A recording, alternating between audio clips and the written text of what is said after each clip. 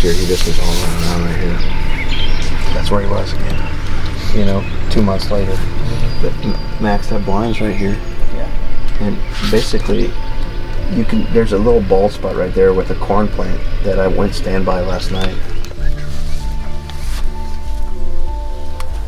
Well, hey guys, it's a beautiful July evening here in Iowa, and me and the guys are out at the home farm doing a little velvet filming. It's July 11th, and we have a high of 70 degrees today. It feels great. The pressure's rising a little bit, so this kind of muggy, humid weather we've had the last couple nights is clearing out. We've got about a couple hours to go, and we've already had 3 deer come in the alfalfa field here. We've been velvet filming, I think, 3 different nights this week, and we've had good activity each night. Kind of been hopping around the farm, seeing what food sources the deer are focusing on. They've been in the beans, obviously, but they've really been keying in on these mowed alfalfa hay fields that I have. I was up here 3 or 4 nights ago and had 8 or 9 different bucks in here.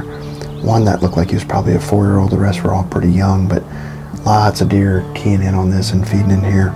Last night we actually came out with the 3 girls and sat on the backfield where they killed over Christmas. And we saw a couple good bucks out there last night too. So tonight I have Grant and Max and Gavin and Ryan. We're spread out. We got 3 kind of hidden fields covered. And so we're hoping for some good activity tonight. Hoping to lay eyes on Big Mac or Tex or maybe the big 6x5. We've been seeing some pretty good deer, like I mentioned, but it's a little hard to tell which ones they are exactly, just because they still got another 3 or 4 weeks to grow and to do. The deer I am most interested in seeing, and the one I'm set up on tonight, is this big buck that we introduced a few days ago on the blog. Big lopsided deer. He looks like he's just going to be a giant. And since we did the blog, I've been reviewing trail camera photos, trying to figure out which deer it is. And I think I've got it narrowed down to this. Last year he was just a real beautiful tan with split brows, and I thought he was a 4-year-old.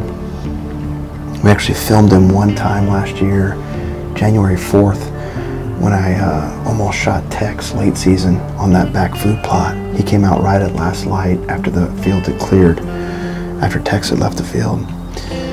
He ran around a lot on this side of the farm in the summer last year and throughout the rut. He was under the cherry tree and down on the creek right here. And I actually got pictures of this really good buck May 16th down on the creek, and it's the same deer.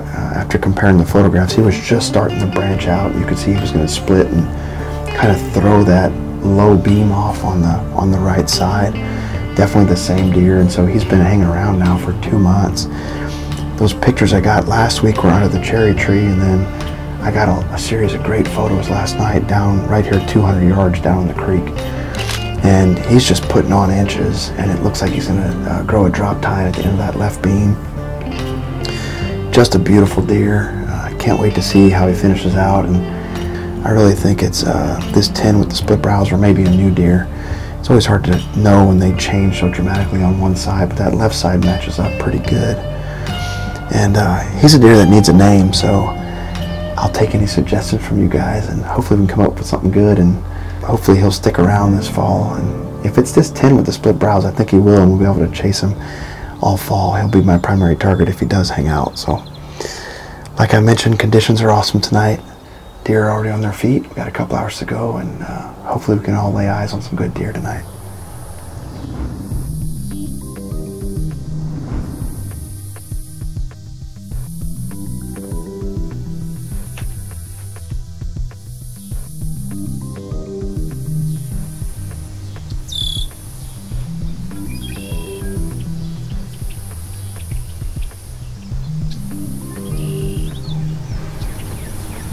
Another one come behind him. Loading alfalfa. Protein.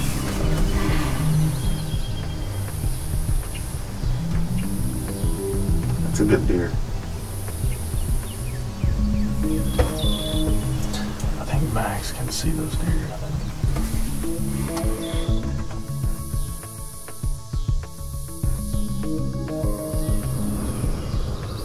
This is getting crazy. We got 3, probably 3-year-olds over here. And I see probably what looks to be maybe a 4-year-old down on the bottom.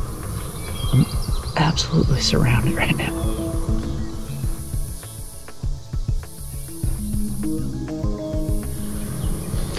These deer are popping out somewhat all around me, but they're heading to this alfalfa field.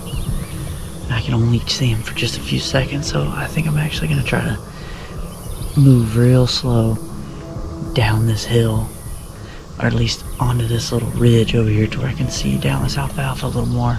I don't want to lose sight of these beans, but from what Grant and Mike are saying and what I'm seeing, they're wanting alfalfa, so I need to try to reposition until I can try to get better footage of this bachelor group over here, because I don't have much so far. We'll see how this goes.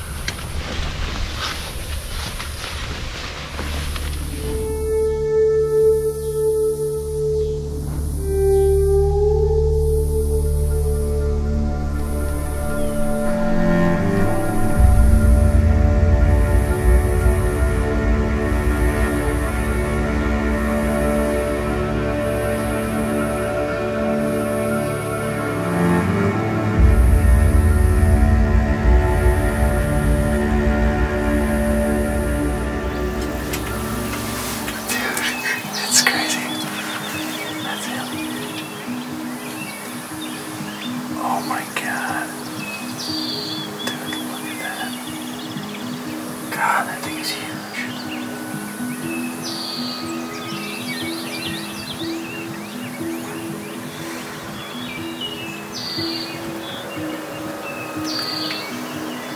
I'm so pumped, man.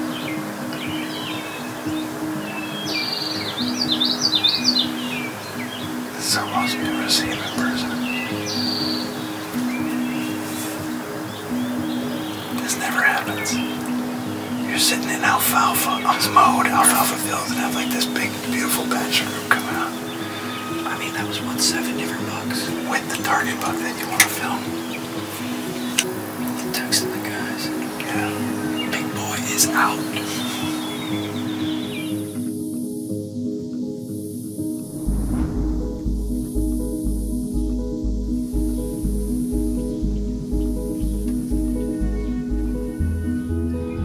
Alright guys, well it's about 8:15. We had one decent bachelor group go up towards alfalfa, towards Max. But other than that, we just had 1 or 2 does here and there, and we just had another little buck step out in front of us. But Mike actually just texted us and said that he's got his big deer out in front of him right now, so I can't wait to see the footage of that.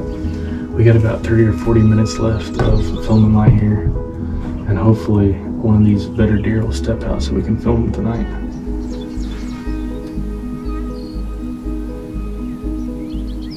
Wish I could tell. There's no, just popped out the gap. It's a doe.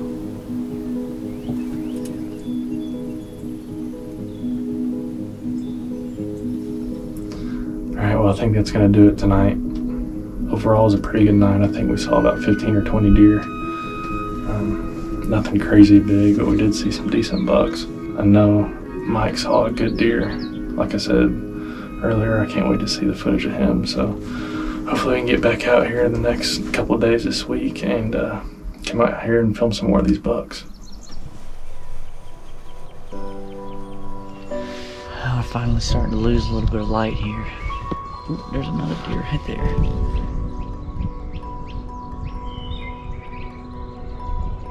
Little guy. But probably only got about 30 minutes of good camera light left, so far it's been pretty eventful. I haven't seen any of the target deer that I know of.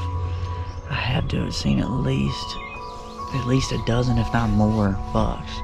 A lot of really young deer, and then at least 4 or 5 that 3 or 4 year old deer that look pretty good. So the exciting news is that Mike texted both Grant and I and said that he did catch a glimpse and got a little bit of footage of that really big deer. So I'd say that's mission accomplished, or that's a success of the evening. So Grant and myself have started running cameras pretty heavily on a couple of our permission farms and even some public, and have begun to piece together a pretty impressive hit list, at least for only our second true year in Iowa. So we'll be sure in the next couple weeks to give you guys that kind of update.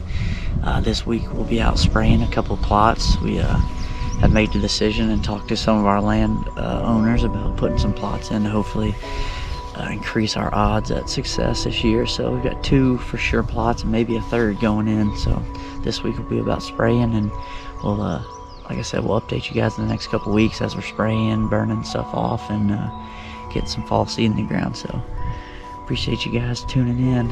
If this is the last you hear from me, then like I said, beautiful night, and still got a little bit of time left, so we'll see what happens.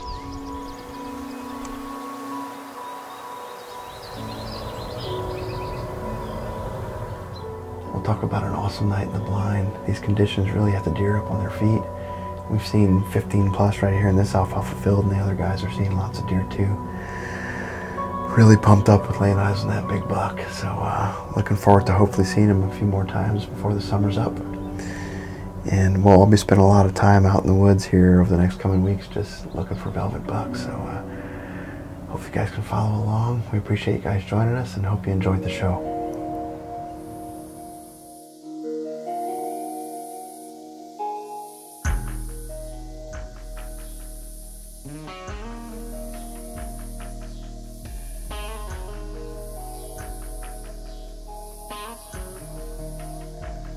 Well, as you guys can see, we've been out a few more times since our initial sit for that buck, and been able to film him a few more times. Grant and I set up one night in the cherry tree here with the west wind, and then we were able to swing back around a few nights later, get back in that redneck blind, and catch him coming back out into the alfalfa. He's really keying in on the alfalfa, and we're going to continue to sit and watch him grow and enjoy seeing him here in the summertime.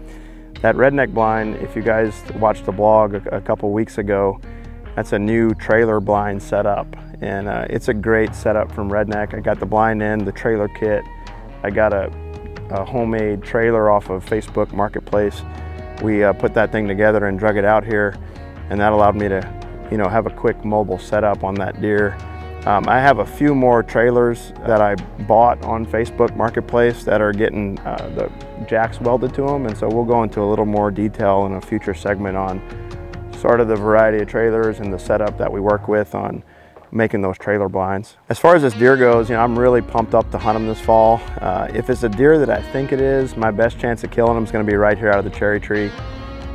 We'll see. It's still early in the summer, so who knows if he's going to be around this fall. But if it's a deer that I think it is, this was really his core area last fall, and so I'm thinking that way now. Like, how can I make this area better, and how can I start strategizing to hunt that deer this fall? One of the things I've done is cut a hole in the fence here. The top wire was down last year, and it's a major crossing right here over the fence from the beans, or it was corn last year, but the crop field over to the food plot. It's about 25 yards from the stand. So this year I got in here with the tractor. I actually cut out about 10 feet wide so I could drive the side-by-side and the tractor through, but it's also going to work to my advantage, just path of least resistance. You guys have heard me mention before, this fence line's really, really thick, and so giving them an easy place to walk through ought to be advantageous. Big scrape licking branch right here at it as well, and it just makes it an easy transition for those deer to walk from side to side.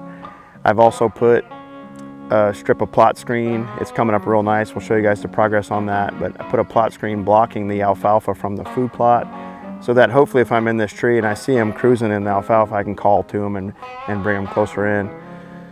Today we're here to finish up this food plot. Basically, I've got a really nice stand of clover. I'm impressed with how it's done in just 1 year. I killed this off kind of late last summer and then put brassicas here. I seeded the clover last fall. Had a pretty good germination this spring. We have quite a bit of volunteer brassicas in here.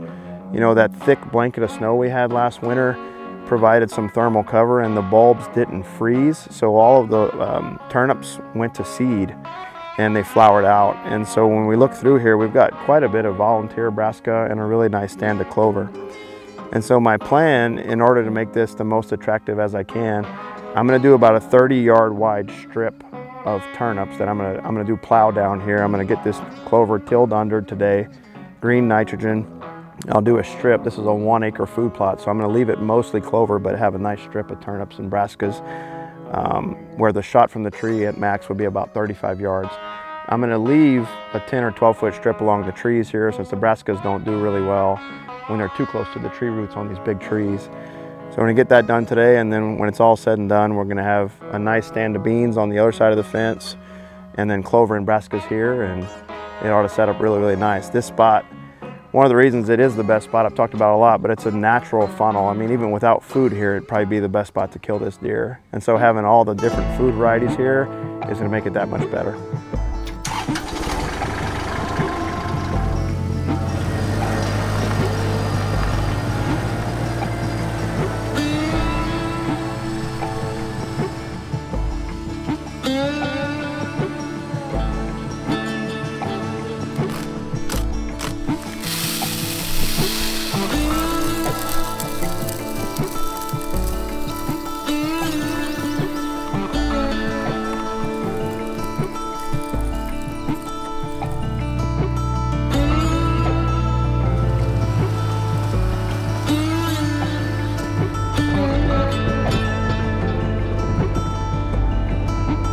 Got this spot all wrapped up. I'm excited to make some sits in the cherry tree and hopefully be sitting behind that nice buck this fall. In the coming weeks, we'll primarily be focusing on getting our fall food plots in. So I have about probably 6 acres of brassica plots to get done over the couple different farms. So that's what we'll be hammering down on over these next couple of weeks. As always, we really appreciate you guys watching, and we'll see you guys back next week.